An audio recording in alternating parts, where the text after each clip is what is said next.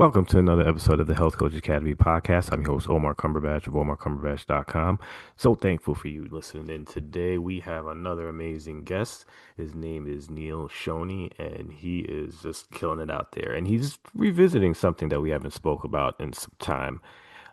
Actually, Facebook ads and ads in general. I think it's interesting because a lot of what I perceive about ads is probably very biased, and I'm really glad that Neil broke this down for me because I have my experience with trying to get the ad game on, and again, as anything else in life, is if you do not know what you're doing, you're probably not going to do well at it, and it's very important to get guidance from people who are actually doing what you're trying to do. We're coaches, and we really kind of understand that concept, but sometimes we just don't do it for ourselves. So I'm glad that Neil came on the show and really broke it down for us and makes me really want to revisit ads. And plus, he has a couple of concepts that I think are really cool that I think the audience is going to get a ton out of. So, as always, please leave a rating and review on iTunes. It gives me the opportunity to continuously get awesome guests like Neil. So, let's jump into the show. Hey, Neil, welcome to the show. How are you today? Thanks so much for having me, man. I appreciate you. Listen, I'm really excited. Like we mentioned off air, I haven't had someone talk about this topic for a while, so it's going to be real fresh for the audience, and I'm looking forward to it. But I always just like to say to my people who have accents, especially from Europe and British accent, or in your case, a Scottish accent, the ratings already go up, you know? And for context for anybody listening, I live in the US, but I experience this on a day-to-day basis. I feel like people are more engaging in the conversation because they hear a Scottish accent. Yeah, it must be because you guys were, our rulers for, and it hasn't got out of our DNA, but you're like have an authoritative presence for some reason. So we're gonna be on, jumping on every word that you say. So I'm just giving you that warning. All good. But yeah, listen, if you can, just let us get to know you a little bit better. Tell us a little bit about your origin story, and really why you feel like this method is so successful for building businesses. All good. Well, in terms of getting into ads in the first place, this was like 13, 14 years ago. I Mhm. actually studied sport and exercise science at university. So I come from a similar background as many of your listeners as well. And then I went into business and I started Scotland's biggest ever health and fitness exhibition. So a big exhibition, thousands of attendees every year, one weekend per year. It was multiple days across the weekend. And I signed my life away for, I don't know, 250,000, something like that, when I was about 20 years old to set up this business. I just assumed a great idea. Everybody would want to buy it. I didn't think about Scotland having like the highest diabetes in the world, and it just not being the place to start a company like this. But anyway, I went all in, and about 6 months into running it, 5.5 months out from actually running the event, I'm about 250,000 down in terms of contracts, no money in the bank, or just about, and we'd sold about 50 tickets Mm. at $12.50. And so we were in big trouble. And to be honest, Facebook ads was just a roll of the dice for me at that point. I had played about with them at university. I used to run club nights back then. And I went all in on Facebook ads, spent a little bit of cash there. And when I spent, I think it was like $100, it was like $225 I got back in ticket sales. And that might not seem like a really big thing, but in that moment, there was a little bit of a penny drop for me, which is if I have more money in than was going out, then I can basically just reinvest everything back into the front end to get even more ticket sales. Right, right. And we ended up opening up the first year with thousands of attendees. It was all ran through Facebook ads. And 4 years later, we had scaled it to a point where the country's biggest event organizers acquired us completely and took the business. And so that was how I got into ads in the first place. And then for the last 11 years, I've been running ads, not running ads, I've been running ads for people and teaching ads to basically just coaches and consultants. And about 60% to 70% of the people that we've worked with over the last 11 years, almost 3,000 in our top tier capacity, have been health and fitness coaches. So perfect place to be chatting. Mm. Yeah, that's interesting because, and I've always asked this question, and I'm not sure if it's because I'm in this space, but whenever I see an ad, I'm completely like turned off by it and I just scroll away. But obviously, that's not the case, right? So I wanted you to like kind of dispel the myth, and and kind of let the audience know that, like, even at least my perspective, or people who have my perspective, we're kind of outliers generally. Like most people, if the message is what they're looking for, it gets in front of them. They don't care if it's an ad or not. So yeah. Yeah, yeah. At the end of the day, and I mean, the ad that you might see, unlike the ad that's one of your listeners might run to, acquire their type of customer. In your case, you might be seeing ads that are more around health and fitness businesses, but growing them and things like that. So high skepticism markets where, you see the ad and you're instantly turned off by it. The person standing in front of a Lamborghini, like that type of feel, and you're just like, no, scroll on, report, never see this ad again. Yeah, that type of thing. But if somebody who's a listener of this pod runs an ad and they are very like they know specifically who they work with and they know the specific pain points that that person has and the specific outcomes that they're looking for, if you're literally in the position of not needing to be told that you need to solve this problem, but you're actively looking to solve it, Mm. if the right ad lands in front of you, you're very likely to take action. And so if you understand your audience and the outcome that you provide for people, and your ad is perfectly aligned with that, then it can be a really, really great strategy for converting cold audiences into clients. Gotcha. I think there's probably a good follow-up to that question because I think a lot of health coaches may have dabbled with ads and it just didn't work, right? It is what are they missing like when it comes to actually having an effective ad campaign? It's usually the front end. It's usually nothing to do with the ad copy, the images, the targeting, how you set up the ad. It's usually that they aren't sending people to a place that is capable of turning a click into a client. Like it isn't the right system for them.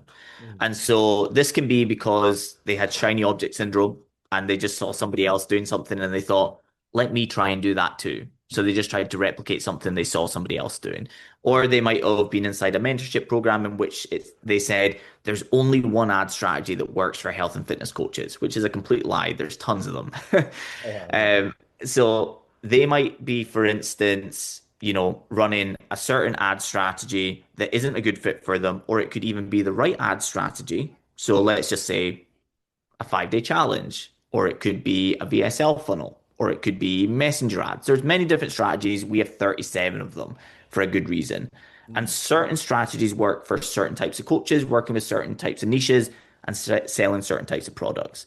Like, for instance, if you help guys between the ages of 20 and 25 grow muscle, versus if you work with women over 40, how to navigate weight loss through the menopause, you're probably going to use different strategies for those different audiences. mhm. And so having the right strategy is such a massive piece of the puzzle. Before you even look at your messaging, your ad copy, your images, it's like, are you actually sending them to a place where this audience is likely to engage and potentially become a client on the other side of it? Mhm. And now, when you work with folks, do you assess all of that up front? Yeah. Yeah. Yeah, so it's always nobody that works with us is doing more than two ad strategies out of the 37. Mhm. Even probably the highest earner in probably the highest earner in the health and fitness space that we're working with currently in the coaching, not in the done for you side, is Dave. Dave, you can look him up, Dave Kennedy. He helps farmers in Ireland to get in better shape and feel better and things like that. Mm. And he does somewhere in the region of in US dollars about 300,000 a month selling through ads. And the two ad systems that he uses is number one, something called the 3x Real strategy, which is ads that run on Instagram. They grab the attention of farmers, they bring them to his page, they follow. On the other side, he has a script and he turns those scripts into calls into sales. The second ad strategy that he's using is a VSL funnel. And so the way that that works is we call out farmers through the ad. We say we've got an amazing system that's helped 1,200 and something farmers lose weight and feel amazing. Put your details below to watch a 5 minute video that walks you through the full system. And so they give him name, email address, phone number. They go to a page that has a 5 minute video. If they like what they see, they can apply below and also book a call. And so we're not doing the other 35 different ad strategies because they just aren't the right fit for him. Hmm. But when you have the right ad strategies, it's not about, okay, those things worked.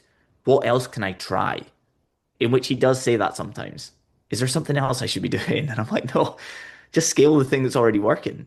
Just Right. literally fuel the front end of the thing that's already working. That is crazy. So, you know what? That's such an awesome story. And I'm going to ask you to hook me up with him at some point. He should be on your pod as well. Like he's brilliant. Yeah, I would love to have it because, and again, I'm going to just throw it out there. No disrespect to him. I would never imagine that like I love this story because a farmer, like a person whose target audience is farmers, is making $300,000 a month in Yeah. YouTube. That's insane. Yeah. Like And I mean his ads are mainly him sitting on a tractor talking about health and fitness that and is calling out that audience. It's great. it's fantastic, especially like I said, I would never, and I always make this, and I'm sure the audience is sick of this story, but like I knew people who were making money off doll houses, the kid doll houses, like this, like there's people making millions of dollars, like in that niche, Yeah. right? Like it just doesn't make any. I can't imagine, like especially in the U.S. now that there's such I guess an attack on farmers, right? At the end of the day. Mm. So it's like, how would they be able to make enough money to do that? And it's just like an awesome story that he's crushing it like that. So, thanks for sharing. That's amazing. Yeah. No, he's super inspiring. He's a lovely person as Mhm. well. So that always makes it better. He's got big targets, he's got big goals. We've talked about this year is about getting to 500 per month is like the goal for 2026. Um, but he is so humble, the most lovely person, and yeah, your audience would fall in love with him as well. He's great. Oh, that's fantastic. Yeah, definitely. If that'd be great if we could hook us up. One of the things I did do when I was doing research, you have what's called a 255 method. Yes, Would spot you on. would you mind breaking down like a little bit about what that is and why it's so effective?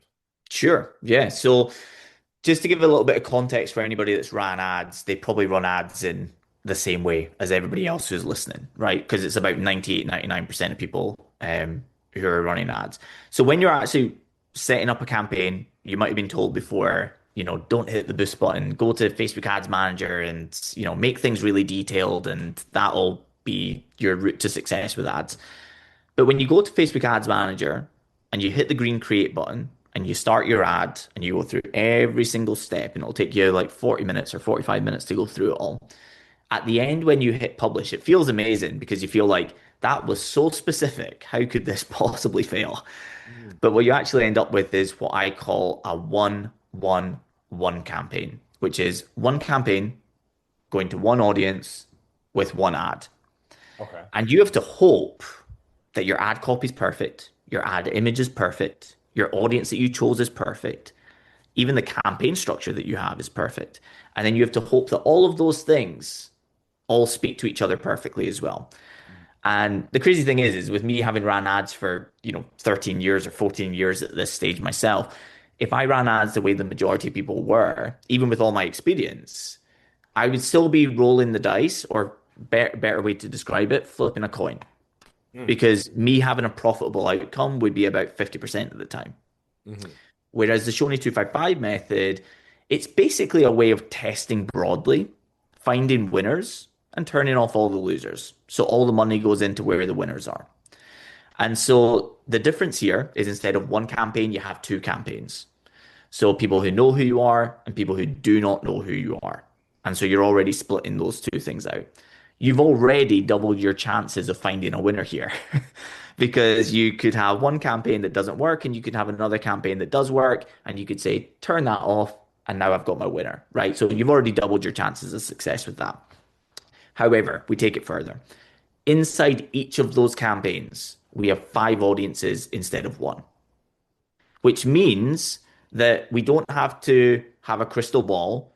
We can merely choose five different audiences, split them out, and Facebook is going to be the one to tell us which audiences are converting best. You might see that one of the audiences, the one that you thought was going to be great, has $10 leads. And you might say the fifth audience that you chose, because you thought it probably wouldn't work, has leads coming in at $1. Now, if you had just gone in with one audience, you would have $10 leads. Right. If you test broadly, you can find better results. And so we test with five audiences. And then inside each of those audiences is five ads. And before anybody's like getting freaked out here, this is actually, there's a beautiful button called the duplicate button on Facebook. It saves you a lot of time. And to take even more panic out of you right now, those five ads are the same five ads that will be in every single audience. So you don't have to come up with five different ads for each audience. Got it. Okay. Yeah. So it's very systemized. It's actually very quick to set up. But what we end up with, actually, I should give context to why we do five ads. So with five ads, again, we can find winners and losers. But there's a second reason as well, which is that everybody here listening will have seen an ad before. They've shown a little bit of interest. They stop scrolling. They hit the see more button. They watch the video to completion, but they didn't opt in. When you do something like that, Facebook starts hammering you with ads to help you convert. If you set up ads the way that 98, 99% of health coaches have, which is one ad, Facebook has to show the same ad to the same person over and over and over again and expect a different behavior. Whereas when you have five ads, they can show ad number one. And when you don't convert, they can show you ad number two. And then they can show you ad number three, and then four, and then five. It's easier to grab the attention back and get that person to convert. So that essentially is the system. It gives you 50 variations rather than just one to find winners. We hope that all 50 are perfect. But if 20 of the variations are not, it's absolutely fine because you've still found 30 winners. So you can turn off all the losers and push the budget towards where the winners are. And Facebook does that, for lack of a term, follow up on its own, automatic. Yeah, that's the great thing. So it's like if you saw the first ad from me on Instagram on your news feed and you watched the video to completion, but you didn't opt in or didn't register interest, then you could go onto your stories 25 minutes later and you would see a different ad, but it would go to the same place with the same goal. Mm. Wow, that's crazy. That's awesome. Yeah, that's one of the things why I think obviously Facebook is a bazillion-dollar company. But I do want to ask too, like as far actually I got like three questions, so I won't hold you too long. What's the difference between or have you felt like across different platforms, right? You prefer Facebook, Instagram, particularly, or do you like other kind of platforms too that maybe are uncharted territory for say health coaches? No, I really like other platforms as well. Facebook and Instagram are typically the place where the highest ROIs are for health and fitness coaches. There's caveats to that. There's like if you only work with like C-suite executives in the health and fitness space, then there's argument for LinkedIn ads being a really great place to run ads. The downside of basically every other ad platform out there. So LinkedIn for sure, Google, absolutely. YouTube is part of Google and their platform, not TikTok. TikTok's like Facebook is. But these other platforms are typically a very high cost to run ads on. Really? Yeah. So typically, when you're running an ad on Facebook and Instagram to get in front of 1,000 people in the health and fitness space, it might cost $5 or $7 or $10, right? It depends on the ad. It depends on the audience that you're targeting and the size of it. Whereas when you run the exact same ad on YouTube or through Google directly, so if it was like Google search ads or if you were running ads literally on YouTube and B-roll ads or pre-roll ads, I should call them, then you might pay 4 or 5 times the amount to get in front of somebody. Mm. Now, the argument from Google and YouTube is that, hey, you're getting to be more specific because you can target people based upon what they're searching for. Whereas on Facebook and Instagram, we're kind of looking for our audience. But it means that if you can nail Instagram and Facebook ads, you get your audiences right, you get your targeting right, and Facebook optimizes to find the right type of people, Mm. you're in a place where it can cost about a fifth of what it would cost on a different platform to acquire the same client. So there's a lot more scalability there. There's a ton of people there. It's multi-platform, so setting up one ad campaign feels like omnipresence. So they can go on Facebook, see your ad, and then they open up Instagram 2 hours later and you're there as well Oh, so without you having across to the create board. two ads. Yeah, spot on. And Ah, so it's the place where we would have the majority of health and fitness coaches running ads. But certainly when you get to, multi hundreds of thousands of dollars per month, there is argument for bringing in additional platforms because you're willing to spend extra to find people who are not on Facebook or Instagram or just not as busy there. wow.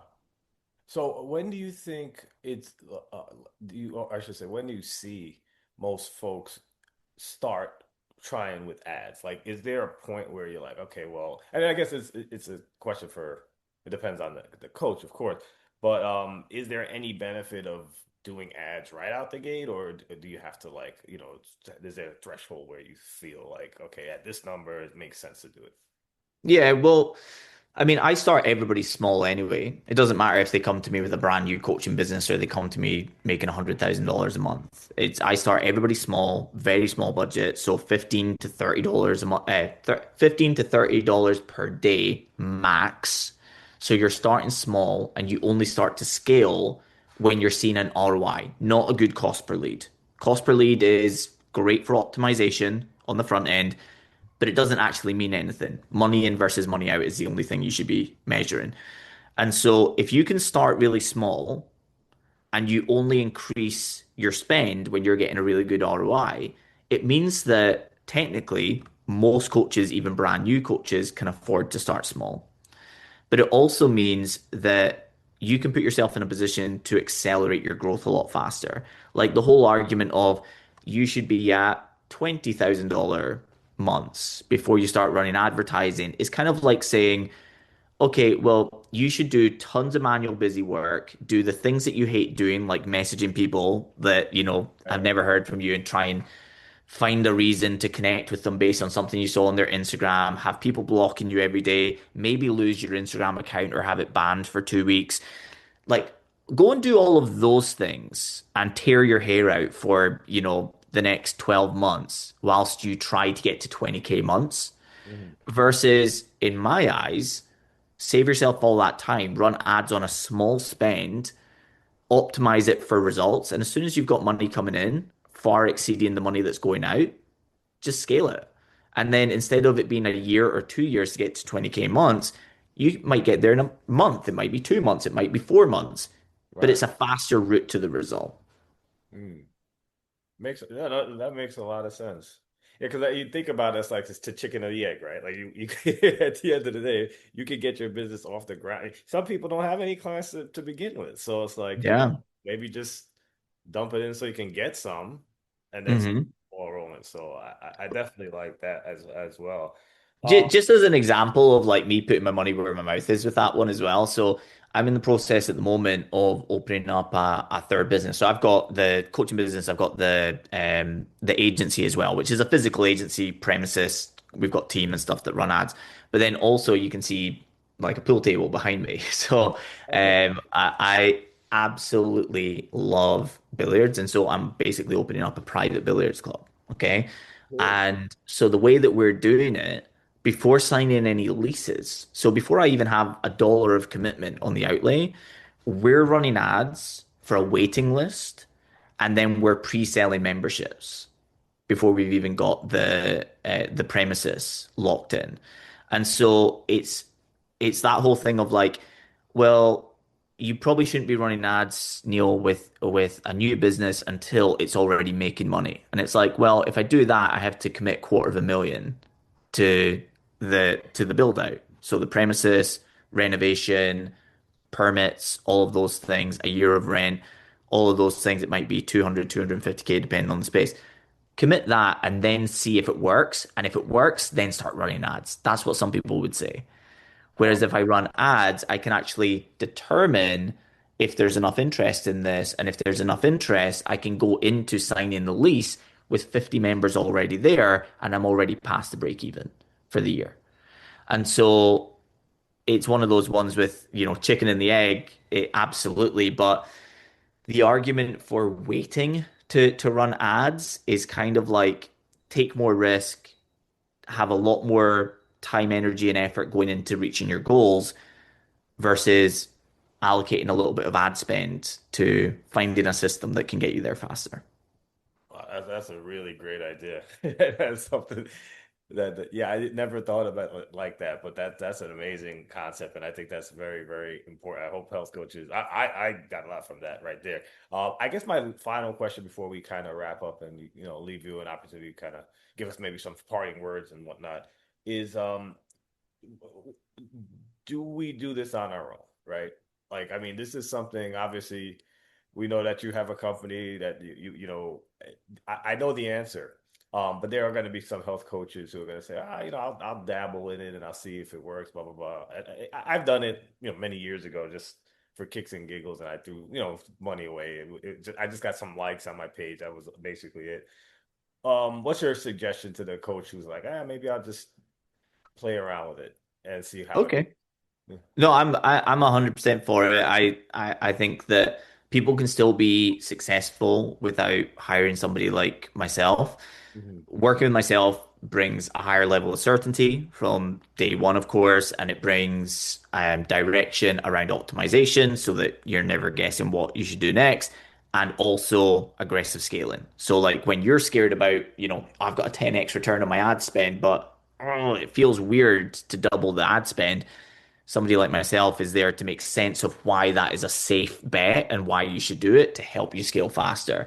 However, can you be successful without, hiring somebody like myself to show you the way with it? Absolutely. You could still have a profitable outcome.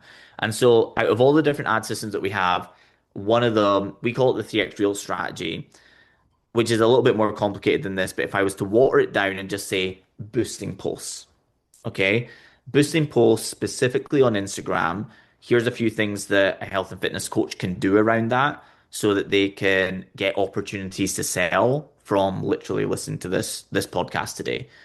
The first thing that I would do is instead of boosting one random post, I would boost three posts and split your budget, maybe $5 a day on each of them, right? So low spend, you're spreading it, you're spreading your budget there, and it allows you to do a little bit of what we were talking about today, which is kind of finding winners and losers inside there.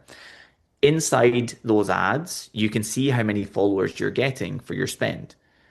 And so if one of them is $3 per follower, one is $2 per follower, and one is $1 per follow, you could turn off the other two and you could increase the budget where you're getting $1 followers.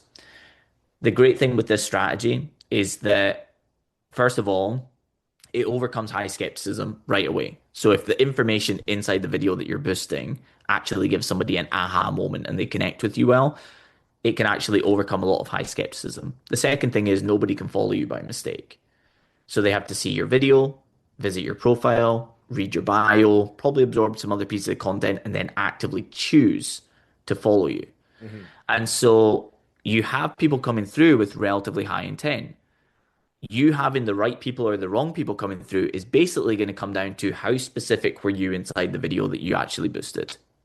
So it's going to come down to, are you just saying, hey, if you're looking to lose weight, then, come to my page. I give away daily weight loss tips, da da da da. Or do you specifically say, if you're a dad who doesn't need to lose a couple of pounds, but you actually need to lose over 10 kilos or more, then come and follow me for daily tips. I've helped X amount of dads who had significant weight to lose to lose weight using simple methods that don't have them in the gym 6 days a week. Da da da da da da da. If you run an ad like that, you're more likely to get the dads that need to lose over 10 kilos and have those people coming through. And so if you end up in conversations with, you spend $15 a day and there's 15 opportunities there per day. For a lot of people, they'll never have had 15 opportunities per day to sell their program. So I mean, it's not the way that we do things in the 3x strategy when we take things a little bit further, but that is a way that somebody can dabble and still, with quite a high potential, get real clients, real results, real ROIs. Mm, that's awesome. Listen, Neil, I don't know if it was your accent, but you blew my mind. I don't know if you tricked me, but I am blown away. I really am. I think your information today was fantastic. I'm excited. I know the audience is going to be excited as well because I just think you open up a whole lot of opportunities for us to change our perspective and really get into Facebook. I mean, just ads in general. Like I said, because I know that it's just like most health coaches, this type of investment is a little scary and they don't believe that it works. And it's really good that you broke it down in such a way that I think that it makes it a visually appealing thing for a lot of us. So I want to thank you for that. I want to give you an opportunity to tell us how to get in touch with you, especially if we want to get involved in ads at any point in the near future. So yeah, if you could do that for us, we greatly appreciate it. Sure. Well, you can find me on Instagram at Neil Shoney Ads. It looks like Neil's Honey, unfortunately, which I can't undo that now. I've committed to it. So it looks like Neil's Honey Ads. But if you find me on Instagram, you can always reach out to me there, have a chat. You could go to the link in my bio. You could see how our system works and see if it looks like it's a good fit for you. Really, really simple to get started there. Otherwise, if you really want to go direct, you can go to adsandfunnels.com. So ads and funnels, all one word.com /PC, which stands for private coaching. And we have a 5-minute video there that literally walks you through exactly how everything works. And if it's a good fit for you, again, you can apply. If it doesn't feel like a good fit for you, you can just follow us and get some free tips. Awesome. Really appreciate it. And thanks again for jumping on the call. And yeah, thanks for everything. Appreciate you and have a great rest of the day. Appreciate you, Omar. Thank you. Hope you enjoyed listening to today's episode of the Health Coach Academy podcast. If you did, jump over to iTunes and leave a rating and or review. It goes a long way in helping get this message out to our fellow health coaches and people in our industry. Also, if you can, jump over to my website, omarcumberbatch.com, where I give out a lot of freebies, including my 5-day sugar challenge for people who are having issues with sugar. And also for health coaches, I have the book, Hidden. It's the 6 not so obvious ways to get your clients unstuck. Have a great day.